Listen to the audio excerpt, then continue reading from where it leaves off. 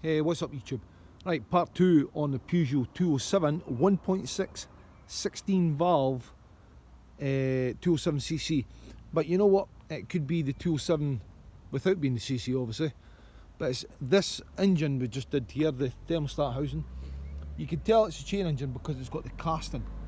Whereas the belt engine is, you know, it is different at the side here. You can either see the plastic casing on top of that or vice versa sort of thing. Right, we're going to go back to this thermostat housing. And I'm going to tell you how to do it. Now what you want to do is to take the loom back from here, behind your coil packs, take it all off your sensors, take your air filter out the way and your air filter box, your battery box out the way, and take your positive terminal off. Clear all this way out the way first and then take your loom from there back and you sit it into the battery box. You know what, to get a wee bit more access you take your ECU out there as well. Now, going back to the thermostat housing, you've got three holes. Let me see now, let me just try and get this visual for you. This one here is a 10mm and these ones are 8mm at the sides. Now, it's quite easy taking it apart, but see these sensors here? See these wee sensors here, right? You've got one there, and on top of that you've got your, you know, your thermostat sensor as well. Now, these clips come apart and they break up, so be careful in taking them off. Be very careful actually if it's not been moved for a while. Now these thermostats, look, they're bad for rusting up because they're all enclosed and cased. So they come with a valve on top of it as well. So you know what, rather than just buy a valve, because the valve leaks and it goes up the loom into the ECU, just get the whole complete housing and do it, and that's it. But this pipe at the back here, at the back of the engine, this is the nightmare.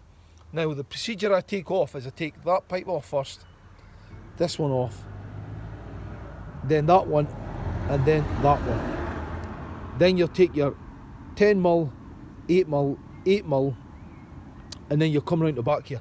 Now this one is an absolute nightmare because see this gap here?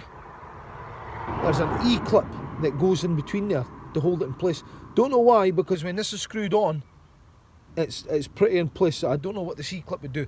But anyway, you have to get a small screwdriver and ping it up, and hopefully you don't lose it, because if you lose it, then you know what, you'll be doing what I'm doing. I just put it back together again without the E-clip, which, you know what, I may be taking a chance, but when you feel how hard that's in there, there's no way that's coming apart.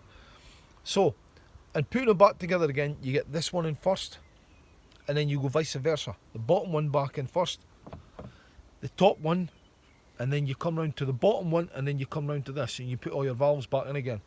And as I say, 10mm and 2 8mm, and it's back in. Now, the reason you'll probably look at my engine and say it's nice and shiny, I always like to put, like say, WD-40 on it. Because see, when you go back to doing a job on these, I always wipe it down with WD-40. I always spray the engine with WD-40. Because when it goes back to trying to get the screws are not going to rust up. The bolts will not rust up. And you know what? It generally makes a good, nice, clean engine of your car anyway. So when you go back to doing it, it just slackens off. The nuts of the heads, you've got some of them are Torx, they'll no rust up. And when you're doing this job now, right, what you're going to do is, when it's all back together again, keep the air filter and the box off just to make sure you've not got any leaks. And keep the cap off until you get the temperature. Then put the cap in. But then you've got a screw, you know, a valve on this here, on the thermostat housing. You just open the valve and just wait to hear a wee bit of psh, psh, psh, psh, until you get full water, and shut it up, and then keep the cappy on. So when it comes to checking it, when it, like, so this is cold now, and that's bang on the water level. See, what it does is, see when you get a fault on the dash, it comes up depollution. Sometimes it's saying open circuit. Now, if it's saying open circuit, you know that your thermostat housing, the thermostat inside it, is faulty, and it's either staying open or it's not opening at all. If it says it's open circuit, running hot, and your car tends to run pretty crap, and I went to go and put it through the emissions on the MOT, and it wouldn't pass. It's because it was running too hot, it wouldn't pass the emissions. And that's a definite sign of a thermostat housing. You know what, they're as common as muck, but make sure you get the right one. There's about 3 variants to this car. The surprising thing is they're different thermostats for even the same engine. It's just crazy. But make sure you do that. But if you get the fault on the dash, comes up depollution and it says open circuit on temperature, you know that you've got a thermostat housing problem. And as I say, just when you're putting it back, when you're taking it all off, just make sure you go and put it back on the other way around, sort of thing, you know. But the E-clip, this one, this bugger at the back of the engine, it is a nightmare. And I've not bothered putting it back together again. I'm hoping this will not come back. I'm hoping this will not come back and bite me in the backside. But if it does, then at least I know the fact is I've just got to get an E-clip from Peugeot to put it back in there again. It's highly unlikely it's going to happen. As I say, I'm quite up to scratch with these Peugeots, and I'm going to show people the common faults in them,